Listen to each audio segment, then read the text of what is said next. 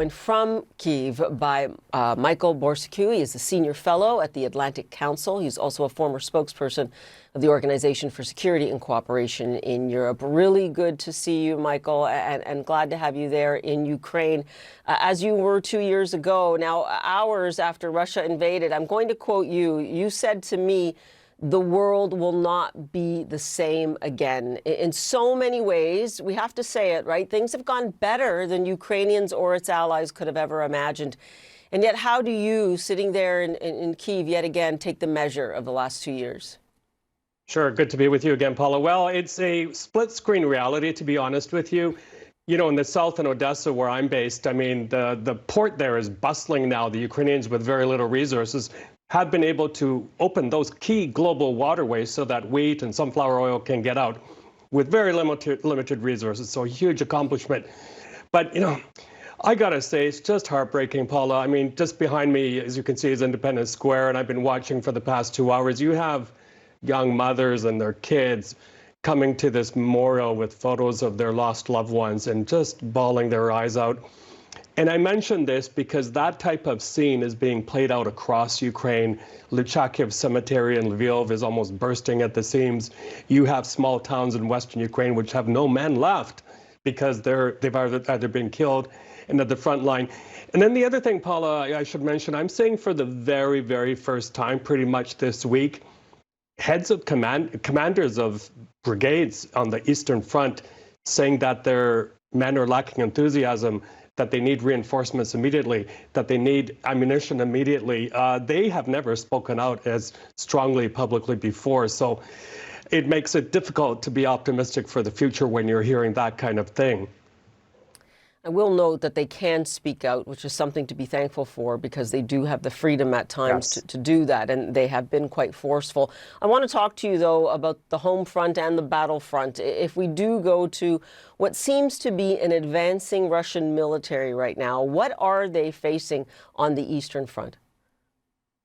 Well, if you take it from the perspective of the Ukrainians looking towards Russia, the Russians have had time, that gap in aid, to dig in, to build trenches, to put tank traps, to mine fields, sometimes up to 10 kilometers. So it's very, very difficult for the Ukrainians to advance. At the same time, they're sending Grads and other missiles and drones this way. And then if the Russians are looking towards Ukraine, from what I'm hearing from my colleagues in the field, Paula, they're not probably expecting much in terms of obstacles, lack of trenches, this sort of thing. And you hear stories of brigade commanders also saying that some of their munitions are silenced because they just don't have the ammunition.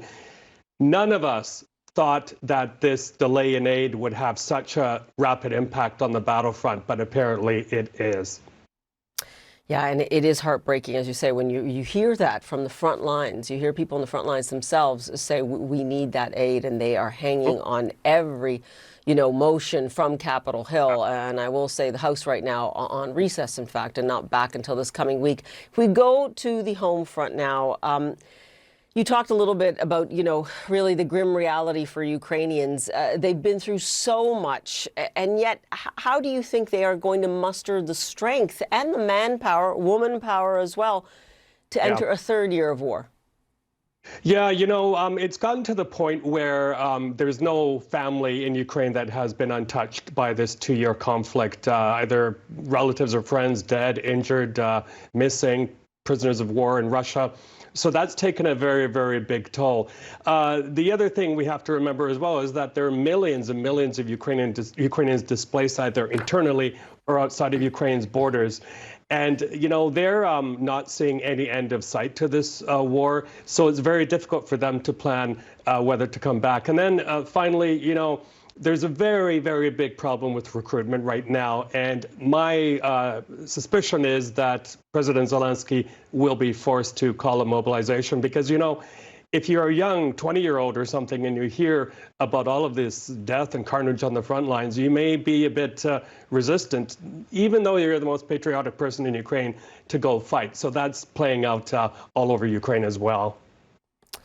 Such a grim reminder, though, that the future of young people being staked on these battlefields right now, the young going. Michael, I don't have a lot of time left, but we began a couple of years ago with saying that, look, Vladimir Putin would wait out Ukraine. Do you still think the long game will work for Vladimir Putin? I don't think so. As long as Western leaders are united and have a solution, and that solution is to send everything they can Ukraine's way in terms of munitions. Sanctions are fine. I happen to think they're a convenient way for Western leaders to pat themselves on the back. But they need desperately more munitions, more tanks, more aircraft, the ability to close their skies. That has to come immediately. Otherwise, Mr. Putin will not stop at Ukraine. He will go further, and it will become a lot more expensive for the West. And that has been the message time and again over these 2 years. Michael Borscu, thank you so much for all your insights there from Ukraine today and over the last 2 years. Really appreciate it. My pleasure. Now,